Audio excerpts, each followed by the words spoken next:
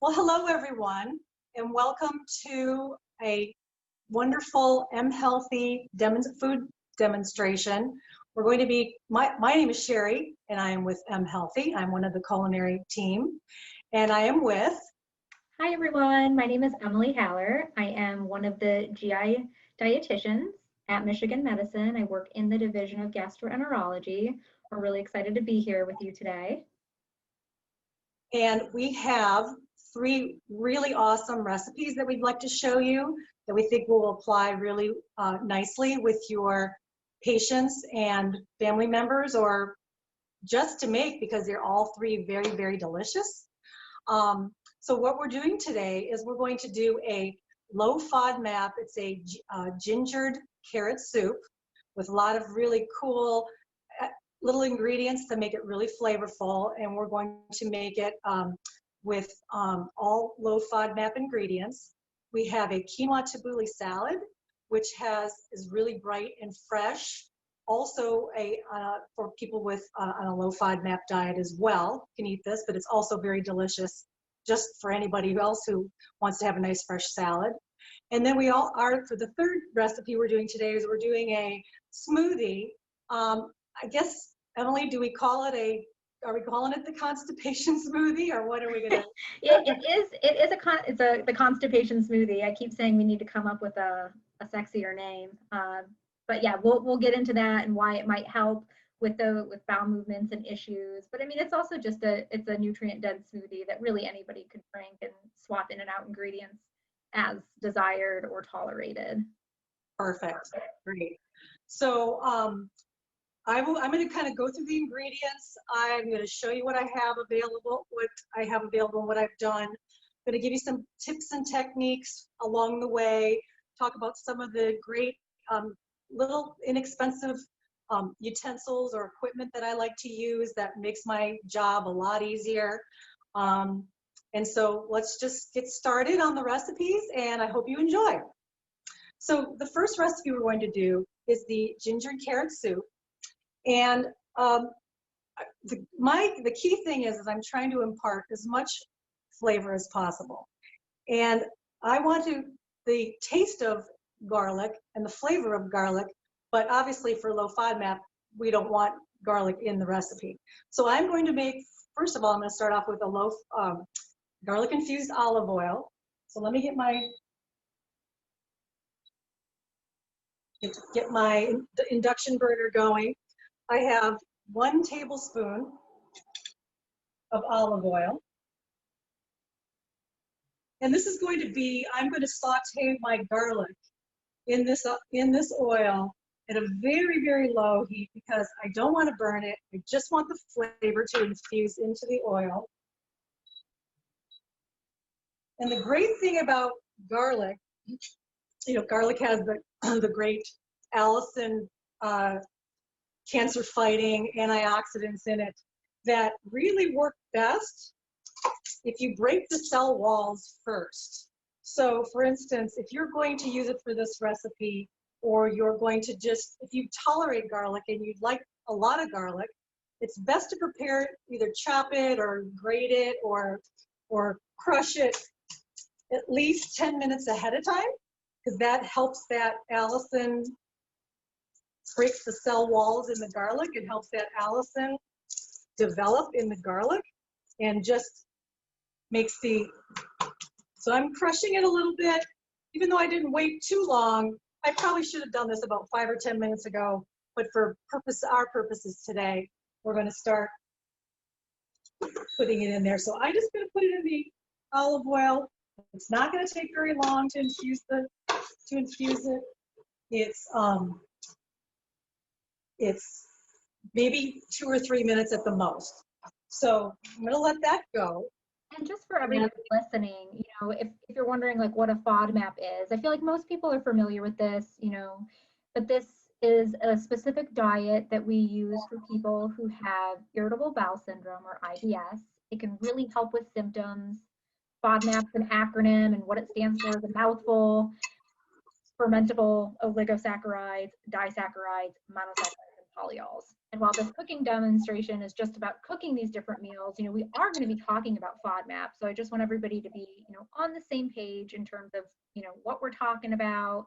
FODMAPs are short chain carbs. They're in certain foods and they're in some healthy foods like garlic.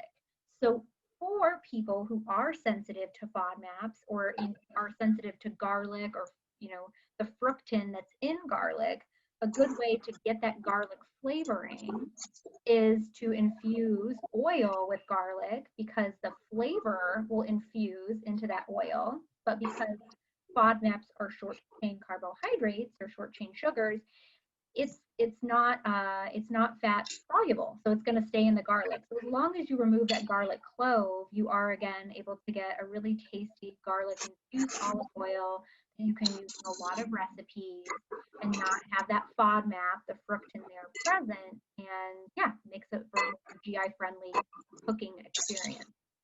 Perfect. So that's all it really takes.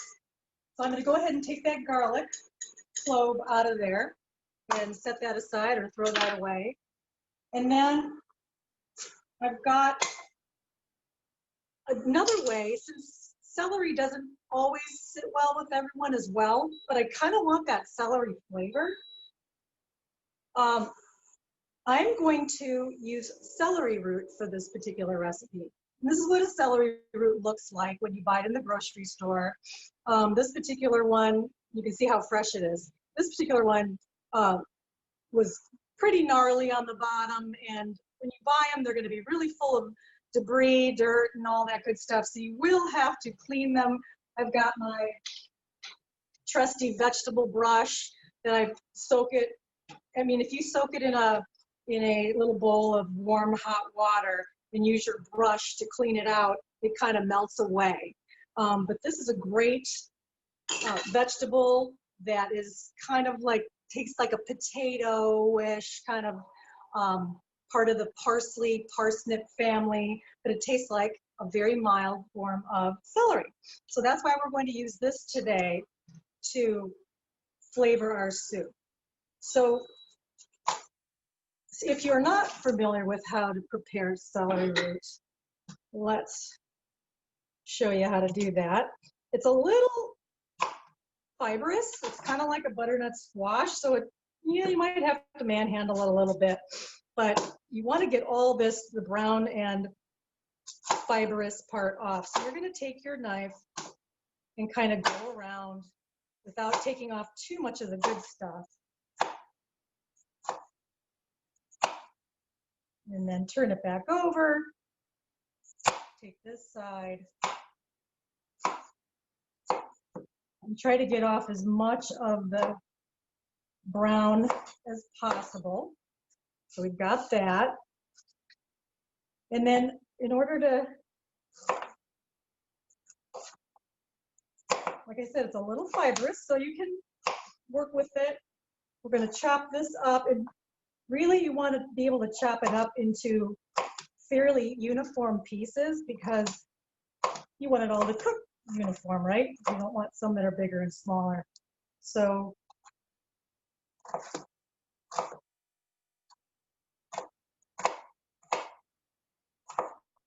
How important is a sharp knife, Sheree? oh my gosh. In fact, I just sharpened all of my knives again because I have so many times I've slipped when it's not sharp enough and cut myself. So luckily it hasn't happened too many times, but please, in order for it to go really smoothly without any issues, keep your knives as sharp as possible. And you know, even if you don't have an electric sharpener, if you have one of these, this is also great for sharpening as well. This will do the trick as well. So find one of those. So I already have, I'm gonna put my oil back on and keep it warm. And I've already cut up, for the sake of time, I've cut up some celery root that I've had previously. So that's how you cut it or chop it up. And I'm going to add to the garlic infused olive oil, I'm going to add my celery root. And I want to keep it on pretty low temperature because I don't want to burn it. I don't really need to brown it. I just want to kind of caramelize it a little bit. And we'll get that going. And that will wipe this down.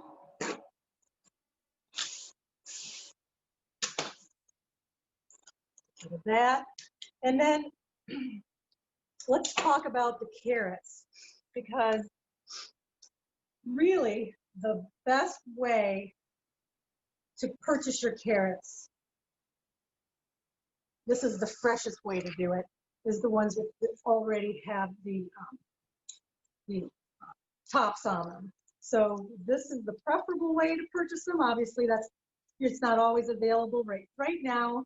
Carrots are pretty well priced, and then you can buy a couple of great bunches, and this is the freshest way to do it. You probably should not store with the tops on, because they will still continue to take the nutrients from the carrot to supply into the green part. So when you get home from the store, you just take the tops off, and then you store your carrots that way. And I've already cut up a bunch of carrots, but basically you just want to top and tail the carrot. And the same thing with the carrots as with the celery root. You want to make the pieces as uniform as possible.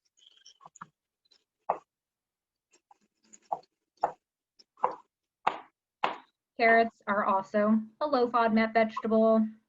Like Sheree said, pretty widely available in grocery stores.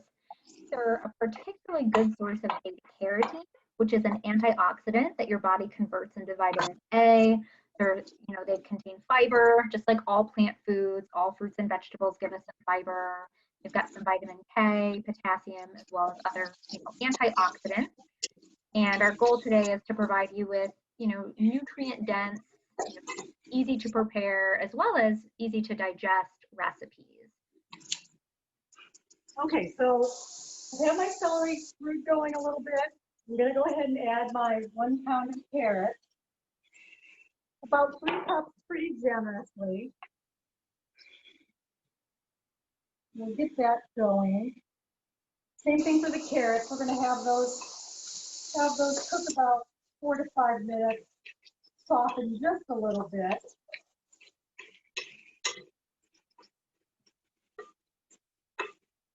We've got that. And then one of the other things that I think make this recipe pretty tummy friendly is we have a nice amount of 2 teaspoons of chopped ginger root in this recipe. And you can cut up and take the skin off of the ginger root either with a spoon, which you can go all the way around and take it off. Feels really well that way. Or if you're really handy with a knife, I kind of prefer to do it this way, and I kind of like shave it. I probably don't take off a whole lot. I don't want to waste any of it, but if you're good with the knife and you feel like you can peel it this way, great. If not, a spoon works just as well in saving it on. So we got the ginger, and this is 2 teaspoons, so I'm going to slice off a bunch that I think is going to work for me. I like to recommend ginger a lot for my people who I work with who experience nausea. There are some studies out there that have found that ginger may be as effective as some anti-nausea medications. So, trying to take a food as medicine approach, adding ginger to soups or try ginger tea, ginger to smoothies can be an effective way to help nausea. Ginger candies like gingins are, a favorite for some. Now, the nice thing about this soup, since this soup is going to be pureed, you don't really need to worry about your ginger being too fine. You just want it to cook evenly. So as long as it's even pieces, you're fine, because it's going to be pureed. There won't be any lumps of ginger in it. And you can don't like the big chunks of ginger in your food, and it kind of surprises you a little bit when you get that. So I'm going to take my ginger, put it in with my carrots and my celery root, and we're looking for a GI way to thicken and also give a feeling of creaminess to the soup. So we decided to add 2 tablespoons of rinsed rice, white rice, to the recipe, and that will cook with when the soup cooks, and also provide a little creaminess when it's blended, and also give it that little smoothness that you like in your soup without having any dairy involved. So we're going to put the rice in there, and I like to toast the rice a little bit along with the ginger.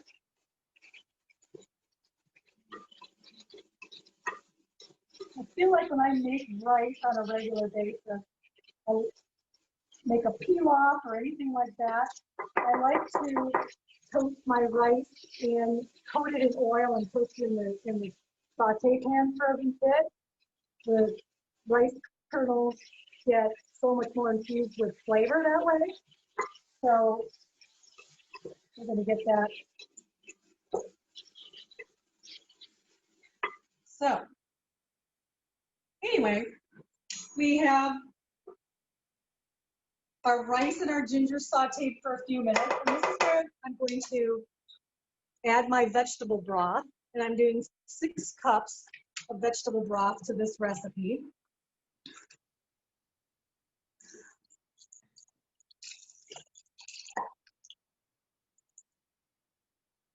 And then I would also add the other 4 cups to it.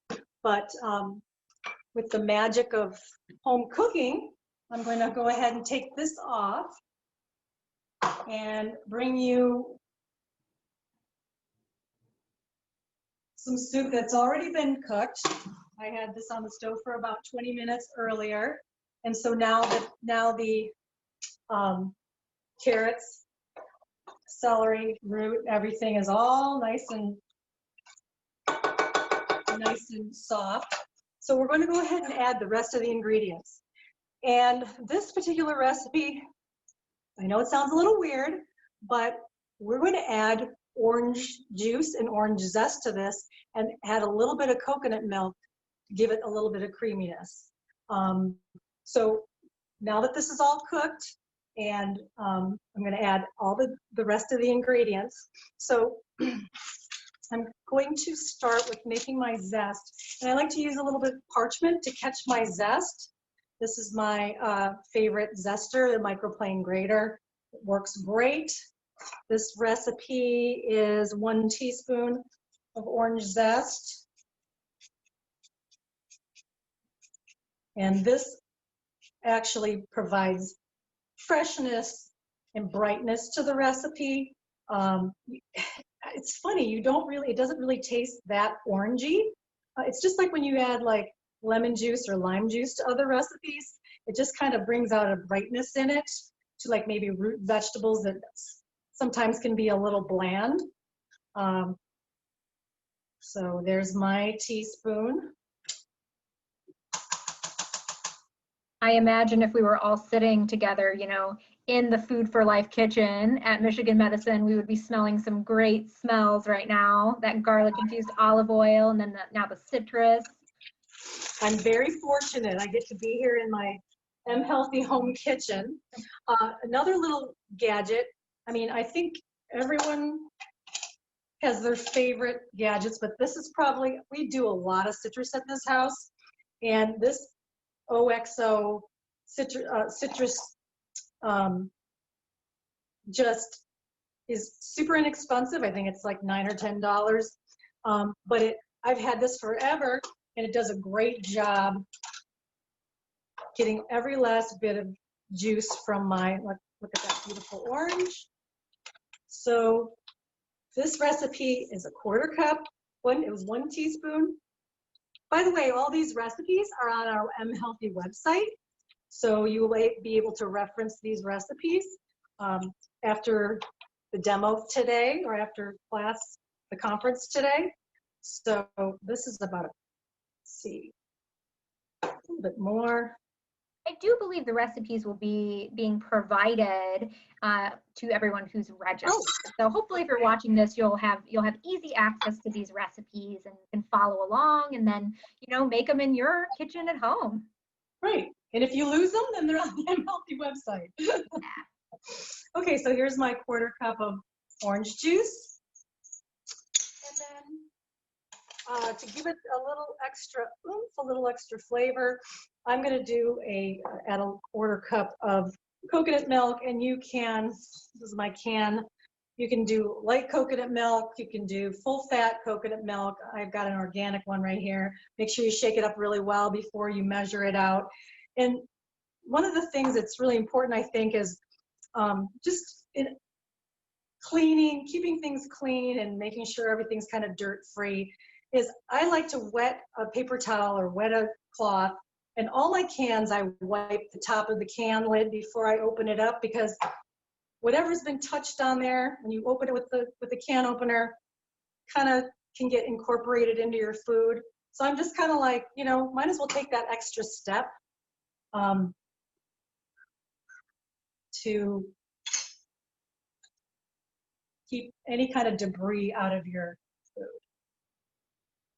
So we've got the coconut milk in there. I'm going to stir that up. And depending on your level of tolerance, I like a little bit of heat in my food. So I've got a little bit of ground cayenne pepper that I'm going to add, not much, just like 1/8 of a teaspoon, to give it a little zing. If it doesn't work for you, if your body doesn't like spice, that's okay too, because this is a really delicious soup, and you probably won't even miss it. So we're going to go ahead and blend that in the blender.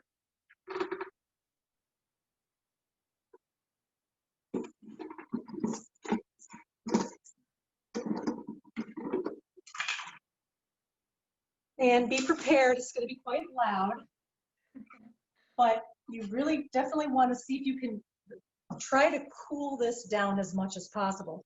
This has been off the stove for quite a bit, so it's just kind of lukewarm right now.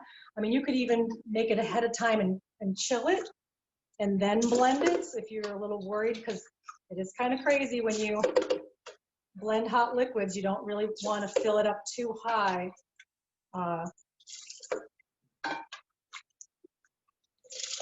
What about Go ahead. What about using an immersion blender? Do you think that would be a good option to puree this right? You could puree it.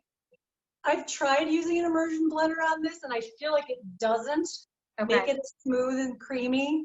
I mean, it depends on the quality of your. I have a BlendTech blender. Mm-hmm. So if you have a good quality blender, it'll turn out super smooth and luxurious. But if you want to try it, it depends on how chunky you like it, right? Yep. Now I haven't put any salt and pepper in this yet, because I want to blend it up first and see how it tastes. We'll usually taste it first.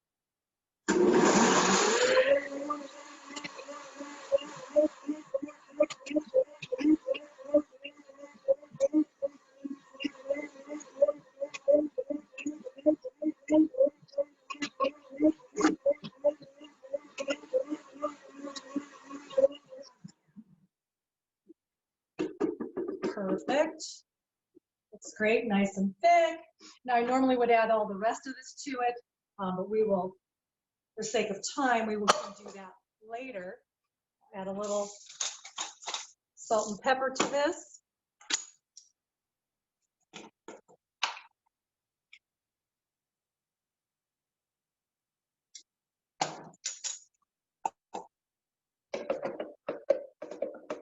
And the kind of salt I'm using today is sea salt.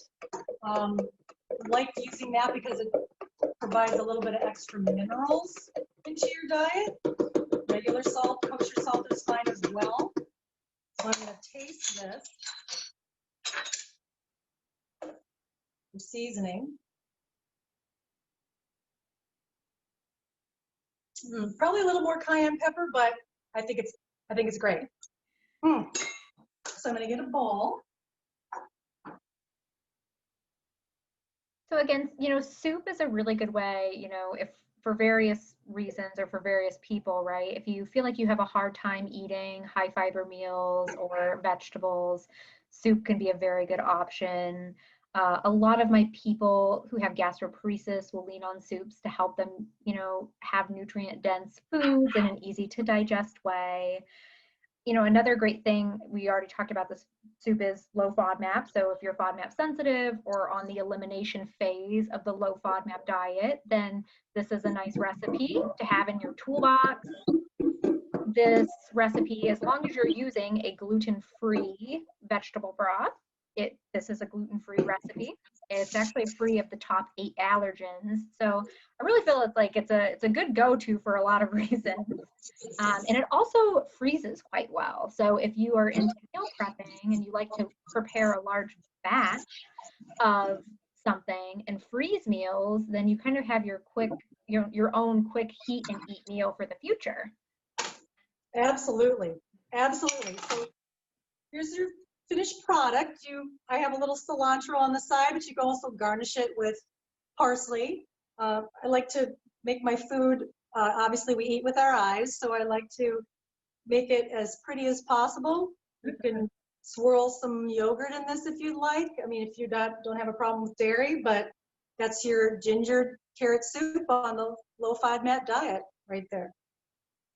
Okay, so the next recipe is the quinoa tabbouleh salad.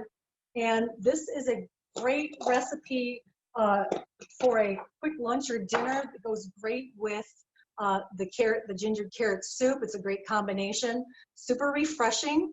There's a little bit of chopping involved, but it makes a nice quantity of salad last a really long time in your refrigerator.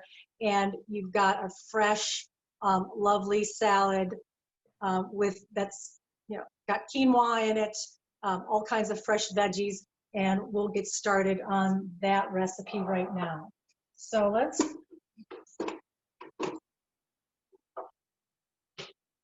I've already prepared the quinoa, and the recipe calls for 1 cup of quinoa. I like to cook my quinoa 2 cups water or chicken broth or veggie broth to 1 cup of the quinoa. Let it cook. Let bubbles come up to the top, just to the top, turn the heat off, put the top on, and let it sit for 15 or 20 minutes, and it fluffs perfectly. And that's how I like to make my rice too, and it always seems to come out perfectly cooked and fluffy. So here's my quinoa. So that's how it looks when it's perfectly cooked. And that looks great. Yep, super fluffy. You want all those little tails to show. And this particular recipe, let me move this over. So one thing I would want to highlight, so with quinoa, because we're not going to see you cook it, and it's pretty straightforward, like she had just explained. Sometimes you might want to rinse your quinoa.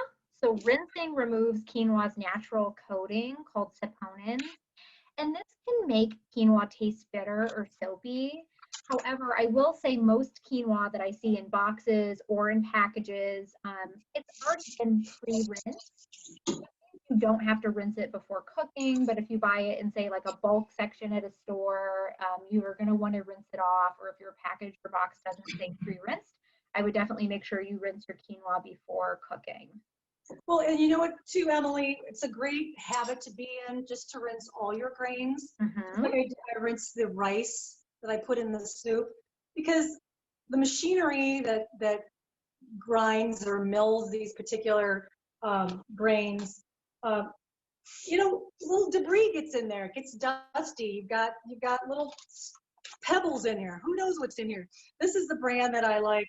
This Trader Joe's, the tricolor quinoa. I like to use this a lot because it really makes a pretty salad. Yeah. So this is a great product. But yeah, I mean, I just got in the habit of rinsing pretty much everything that I make. Barley, millet, every type of grain or seed that I like to use for recipes, just to get whatever debris and dust from it, from whatever the processing process, you know. Absolutely. I do the same thing. Exactly. So we've got the quinoa already prepared. The recipe calls for super, super simple dressing. It's basically garlic infused olive oil and lemon juice. And I showed you already how to do the infusion of the olive oil. So I've already done that for you, so I don't have to repeat that. So I've got that. So I'm going to start with my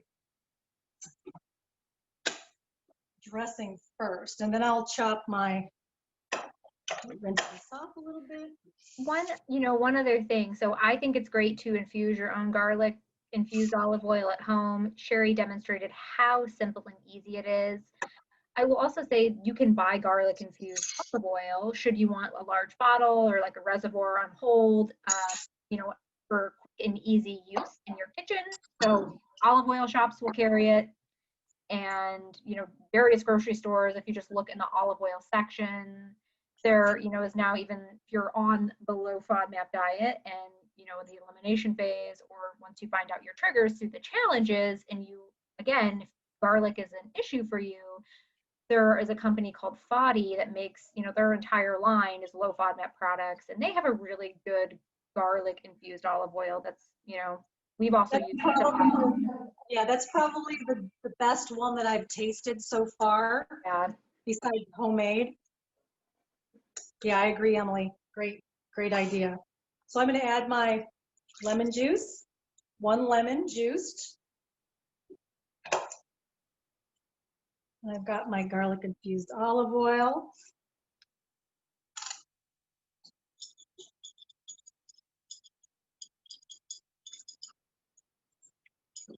And I like to salt and pepper my dishes in phases. So I will put a little layer of salt and pepper here. My salt, here it is.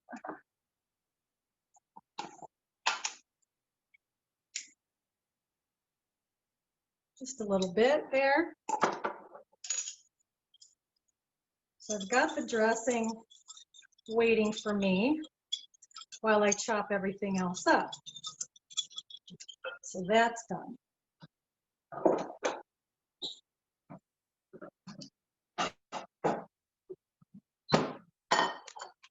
So the recipe calls for grape tomatoes. And, I still have some tomatoes coming out of my garden that I didn't want to go to waste. So I'm going to use those instead. And my tomatoes right here. And I just wanted to show you the best way, because I don't want this.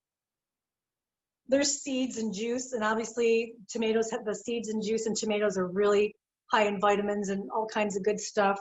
But I don't want this salad recipe to be soupy. So I want to get rid of beautiful tomato from my garden and basically just cut it in half and just use your fingers. I mean, obviously, if you don't have tomatoes, you could buy the grape tomatoes and slice those in half, and that's super easy.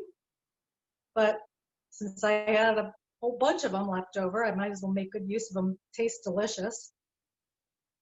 So taking out all the seeds and juice just so it's not all soupy. So, I mean, I have a friend who drinks this, and she's a super healthy person, but I don't really want it in my salad dressing. So going to slice my tomatoes, and you want to slice them from the inside out because the skin is going to kind of catch on your knife. So let's make it easy and slice it from the inside out and then dice it.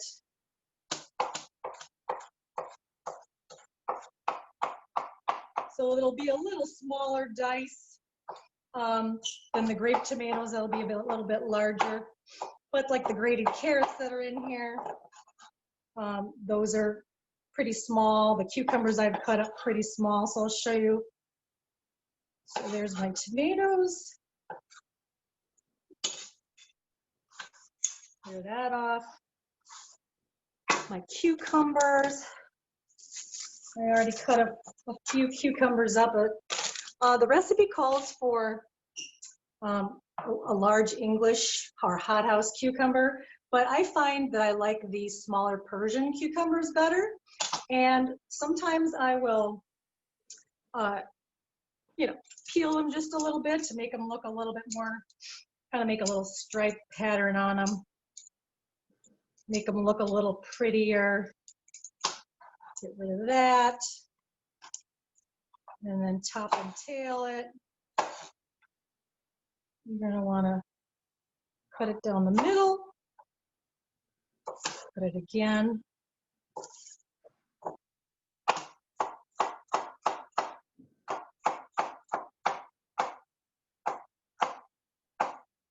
And so you've got your cucumbers. That's probably going to be plenty. And you can obviously buy your carrots already shredded if you'd like. Since I had so many extra carrots from that large batch that I purchased for the carrot soup, I thought I would do it myself. So you have a little grater. This is my little grater. There's a lot of cool graters on the market. If you have a food processor and you'd rather do it in your food processor, when I have large amounts to grate, I'll use my food processor. But this does the trick for this small amount that I need. So that should be plenty of carrots for that recipe. Okay. So I've got my dressing, and let's see.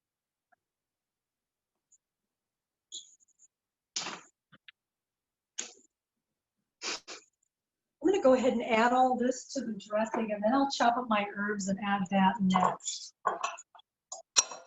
So we've got the tomatoes.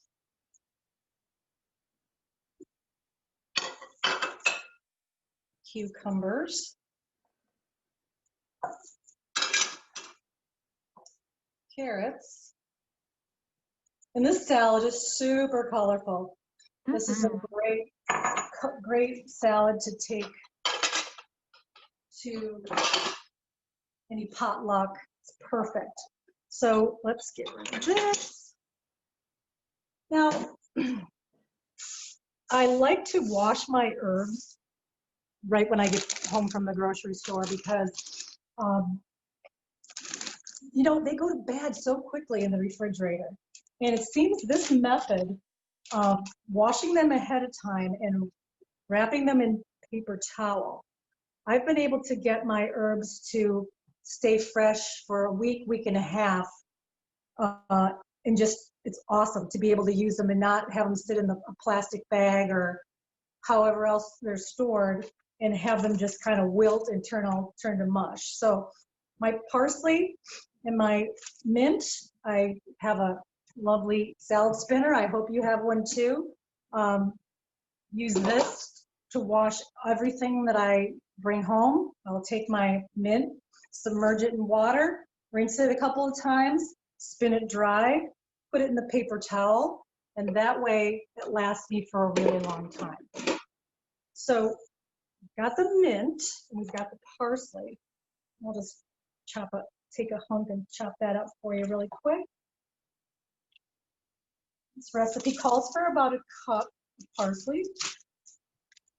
And it's all, I don't mind the stems. The stems are going to be chopped up pretty finely.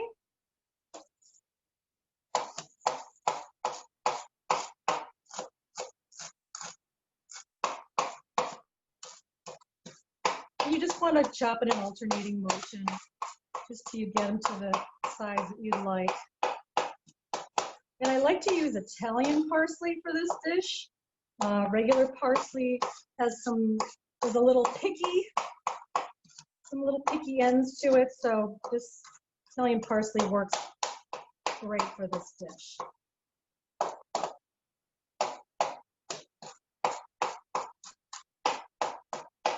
Okay, that looks good. Put that in there.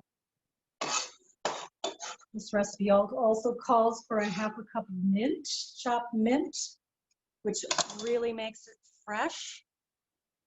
So let's got a nice batch of mint here.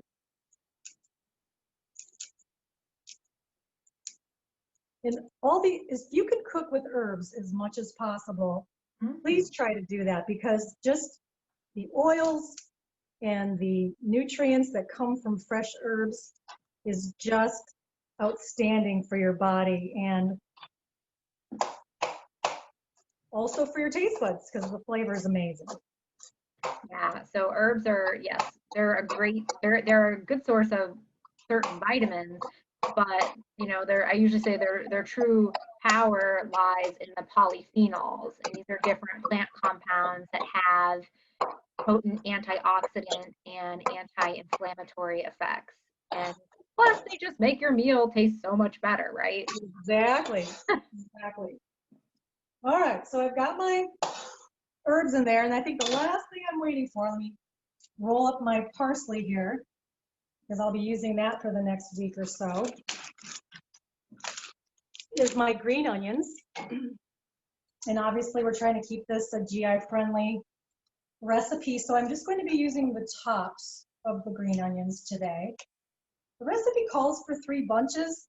I kind of find like that's a little overwhelming for this particular recipe, so I have 2 of them, and sometimes I even just use 1. It just depends on how oniony you want it to make it. So I'm going to take off the very top of them and just kind of cut on the diagonal.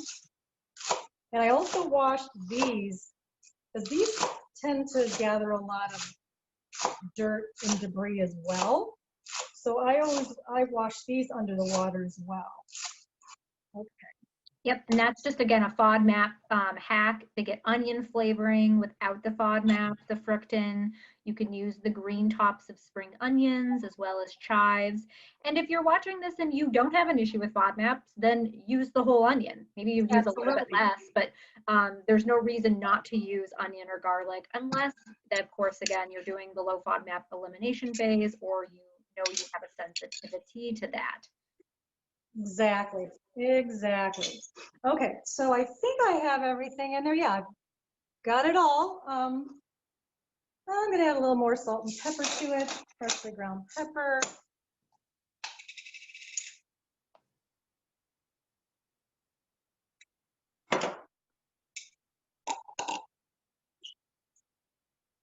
So I'm gonna mix that up before I put the quinoa in.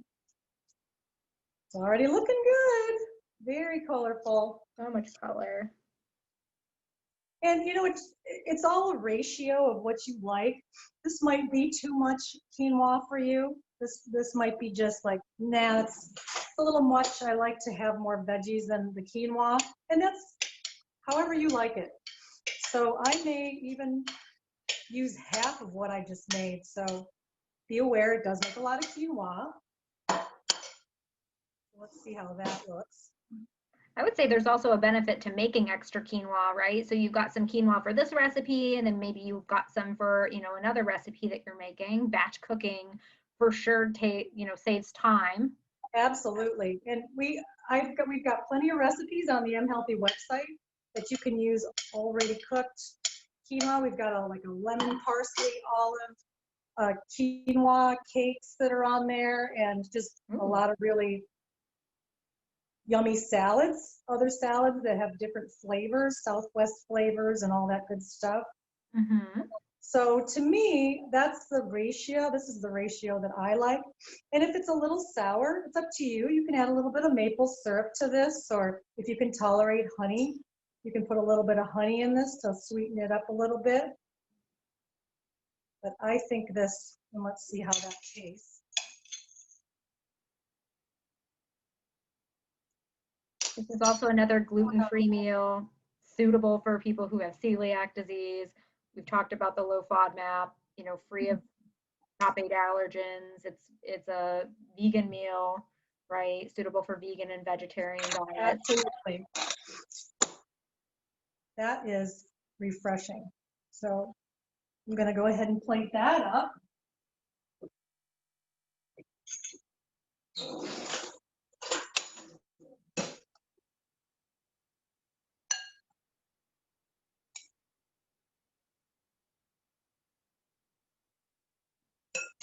And I've got a little bit of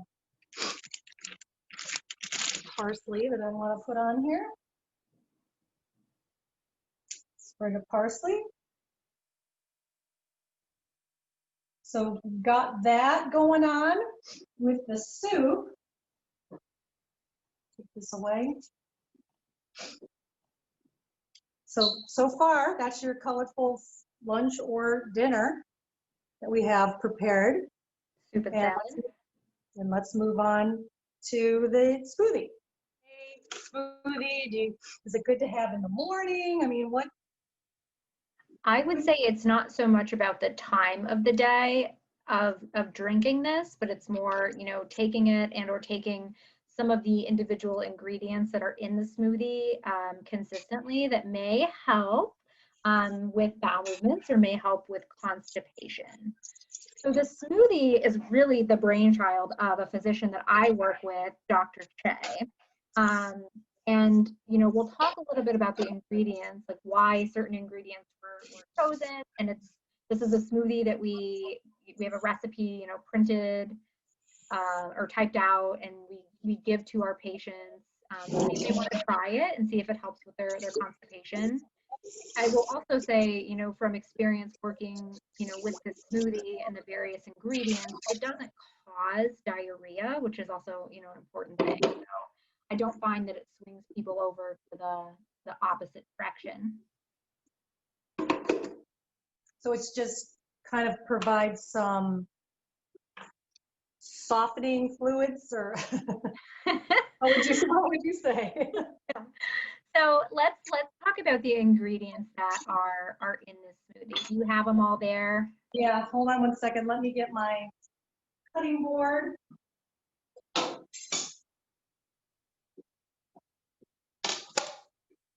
So yeah, so I was going to start with the papaya. Okay. So the ingredients in this smoothie, you know, are kiwi fruit, aloe vera juice, papaya, and kefir. So we'll kind of chat about each of these. You know, each ingredient, you know, may be beneficial for relaxation for different reasons. And so combining them all together, you know, can create a concoction, again, that may help with constipation. So papayas, they're not, I feel like that's not a super common fruit that many people seek out when they're at the grocery store, right? Yeah, I don't think so either. I think most people gravitate towards like mangoes, or a lot of people don't even know haven't had a kiwi before either. Right. So papayas contain a natural enzyme, papain, and thus can aid in digestion. It's also a good source of fiber, right? Because it's a fruit, it's got high water content, both which can help prevent constipation and promote regularity. Now, it's interesting that you mentioned mango, because mango is another fruit that I would substitute in place of papaya if somebody wanted to do that. We use papaya in this, you know, recipe. Papaya is also low in FODMAP. So for our FODMAP sensitive people, somebody who has IBS-C or IBS constipation, you know, this is a low FODMAP smoothie recipe. But mango could be substituted in place of papaya. I also, you know, if somebody doesn't like papaya or can't find it, then I also suggest pineapple as a substitute as well. Gotcha. So I just topped and tailed it, and of course has some lovely seeds which kind of get all over the place, so you kind of have to corral them all in. But take a nice large bowl and scoop out all the seeds, and there's like some fibrous bits and pieces in there that you can get out. So that one. I've got another one. And because I wanted to make some of this fruit frozen, I like to use the least amount of ice possible for my smoothies. I like to have them kind of more naturally icy and cold by having frozen the fruit. I have already cut one up, or I think it was like a half of one or a cup of, so I've already frozen that so I can put that in my smoothie and hopefully use a little bit less ice. So that is done. And so if you want to just slice this up, this one is nice and soft. And really easily, kind of nice and sturdy. You can just slice along the skin there so you can get your chunks.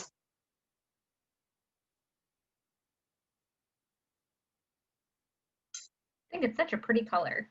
Isn't it gorgeous? It's not even a color that I feel like is on the chart. It's like a combination of so many things. Yeah. Beautiful. And obviously very high in antioxidants being this color. Absolutely. So, and then you would just chop it up, put it in a bowl and freeze it. So you've got your amount of papaya that you would need for this recipe, but I'm going to use my frozen papaya that I already cut up. So I'm going to add that. Hopefully I can get it out of here. Uh-oh. You warm it up.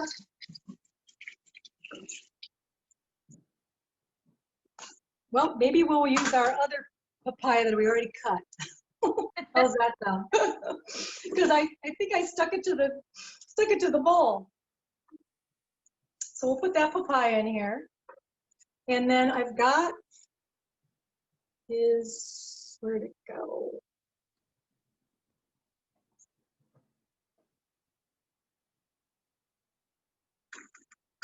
My kiwi. And when you choose a kiwi, you don't want it to be too mushy, but you don't want it to be rock solid. You want to just put take a little dent with when you squeeze with your, pinch with your fingers, it just has a little dent to it. And you know that it's ripe and ready to be cut. So I'm going to top and tail this. Right. And so when people think about kiwi fruit, you know, I don't think that most people know that kiwi fruit may also help with constipation. And we know this because there are several small studies that have demonstrated that eating 2 kiwi fruit per day improve constipation. Just eating the kiwi fruit. Yep. So if you don't like smoothies, you're not a smoothie person, and you just want to try eating the kiwi fruit, I would say the therapeutic amount that we would have you try or start with is going to be 2 kiwi. That provides about 4 grams of fiber, and it may be that the fiber in kiwi, because it has a high water holding capacity, that might play a role. We don't exactly know the mechanism. People always ask, well, why kiwi? Right. I wish I knew the exact answer. We think it might be because of, again, fiber and water holding content. There's also another enzyme in papaya called, or I'm not sorry, not in papaya, but in kiwi fruit called actinidin. And so that might play a role in helping with constipation through various mechanisms. So yeah, more on that. Hopefully we'll find out more from some upcoming research actually out of our group at Michigan Medicine looking at kiwi fruit and constipation. Perfect. Well, I just know it tastes great. So love it, love it. And I have half a cup of kefir here that I'm going to put in to give it the creaminess. Yeah, so you can use kefir. I mean, it's a good source of probiotics. Most kefir is lactose free, so if you're lactose intolerant, that will be fine. And if you don't do dairy, I mean, you can buy a plant-based kefir as well. It's, there's so many options now out there.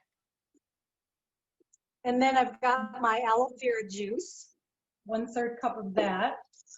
Yep, and the rationale behind that is aloe vera juice also has a natural compound that can act as a laxative. And let's see, is my ice gonna come out of here? Let's see. And I think that's it. I mean, I think if your fruit wasn't super sweet, you might want to add a tablespoon or two of maple syrup.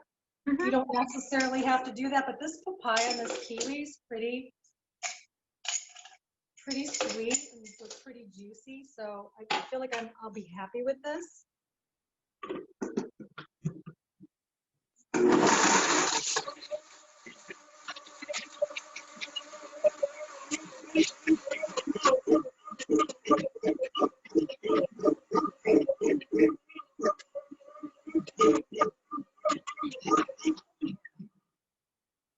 Let's see. Oh, it's very, very frothy. Good, perfect amount of ice and fruit. So we've got a little glass here. Oh my gosh, Emily, this looks fantastic. That's beautiful. I cannot wait to try it.